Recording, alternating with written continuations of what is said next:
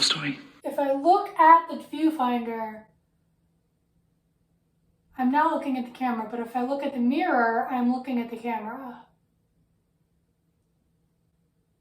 Today, we're gonna cut our hair, or at least I'm gonna show you how I cut my hair. In order to cut your very own pixie cut, which is easier than I think you have been led to believe, you will need a hand mirror so you can look at the back of your head and make sure that you're not absolutely ruining your hair. I bought this kit online. It is cheap, a razor, and then it also has these attachable heads for whatever different length you want to do. It just shaves it all at one length. It comes out very uniform and you just have to press it to your head. I just have a comb. You could just use regular comb. I have a fine tooth comb.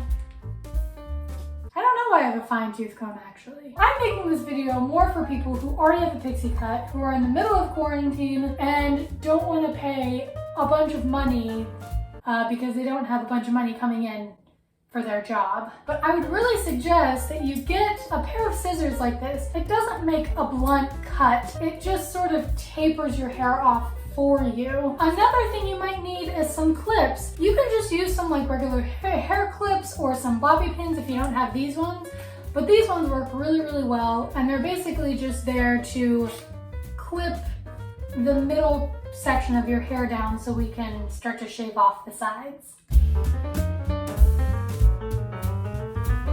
gonna take a clip and clip it down. What's really bothering me is this part is like starting to touch my ear and I really do not like that. So we're just gonna work on tapering that. And honestly, every time I do this, like I'm not even nervous right now. The first time I did it, I followed a Brad Mondo tutorial, which I will link down below, which is the basic inspiration for this tutorial. But I was absolutely terrified. The greatest tip that I can give you, the key to not messing up your hair royally, is going really, really, really slowly. People get themselves into trouble whenever they just start snipping off bangs like right here. That doesn't make any sense. Here are my bag of extensions. 8 will take off the smallest amount of hair and 1 will be an incredibly close shave. What I'm gonna do is I'm gonna start out with 8 and I'm just gonna gradually work up. Here's the head. It says number 8 on it. Just gonna snap it on. Let me just give you a little demo here of what I'm about to do. Whenever you're cutting your hair, let's say this is like the side of your head. You want to almost taper it off at the top.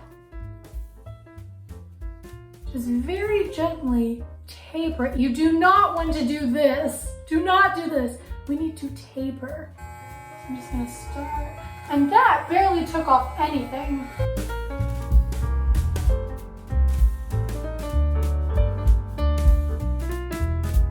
You see how I'm just tapering it and like just a little bit is coming off.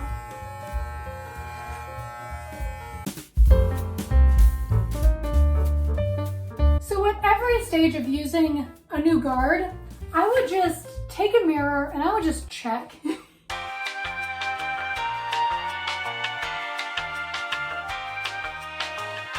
looks fine. I'm gonna put on a new guard. Let's put on a 7. Let's say this is the side of your head. Before you're doing it up to here. Now do it a bit farther down, like down to here. And this is where we're gonna get that really gradual taper. I say it like I know exactly what I'm doing. I really don't, but it looks okay when I do it. It doesn't look amazing, it looks fine. Sometimes it even helps to like put your hand there to make sure you don't go up too high.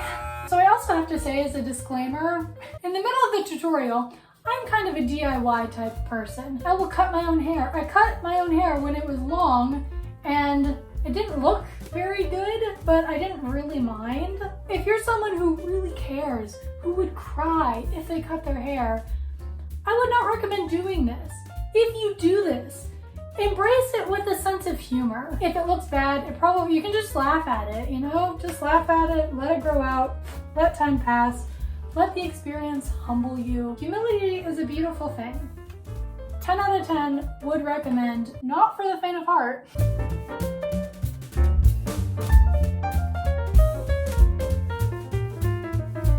The next size down is a size 6. This is just like the other ones. If this is your head and the first one you did this, the second one you did this one we're gonna go a little bit farther down and it's gonna taper nicely. I'm not gonna stop at 6. Truth be told, I'll probably stop at like 3 or 4, maybe 2. Also, I should have said this, I'm not a hairstylist. So if you're looking for a professional hairstylist in the form of a YouTube channel, this is not it. 5 is the next step. What I'm gonna try to trim is the back. Like, what is that rat tail? Who is she? Why is she here? This will be gone by the end of this. Don't you worry. If it doesn't look perfect, it's not the end of the world. It really isn't. I do not care. It's also not like I'm dating right now either. Like if I had a significant other to look nice for, or I was gonna go on a date, maybe I'd go to a stylist or to a professional hairdresser. Possibly. But just for like working, doing hobbies, being by myself like 99% of the time, it doesn't really matter. I'm gonna go down to 4. You see at the end how I'm flipping it out. I'm flipping it. Okay, ladies and gentlemen, we have made it to the most terrifying portion of the haircut. Are you ready? This is legitimately the part where I'm a little bit scared.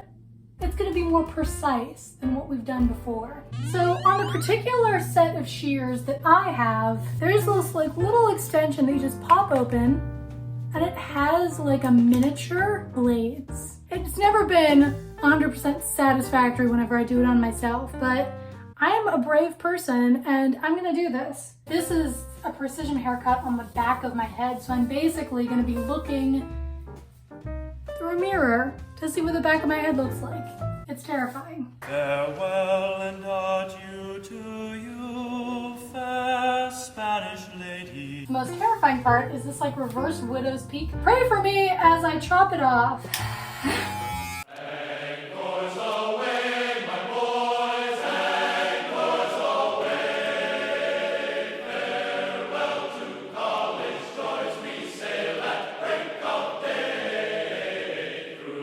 It really doesn't look like it on camera, but it actually looks really good in real life.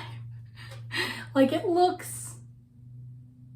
does not look bad. I could chop off some, but like I said, I'm growing it out and I want it to be kind of long. So I'm just gonna leave it like this. You could dampen it and then just part it in the middle. Like first, maybe wet it.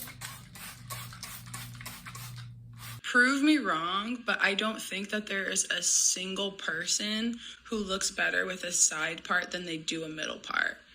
So now, this is part of a Brad Mondo tutorial, by the way. I fully credit him for this technique. So basically, we're just going to separate the first third of that half of your head. Give it that same energy you do your side part, and tell me you don't look better. And just chop off like that little bit that's left, and then you'd make it shorter, and you'd be able to put it back. It looks very normal to me. Like, I think it looks good, and I will see you in next week's video. Again, I'm willing to be proven wrong, but I think the middle part is just far more supreme.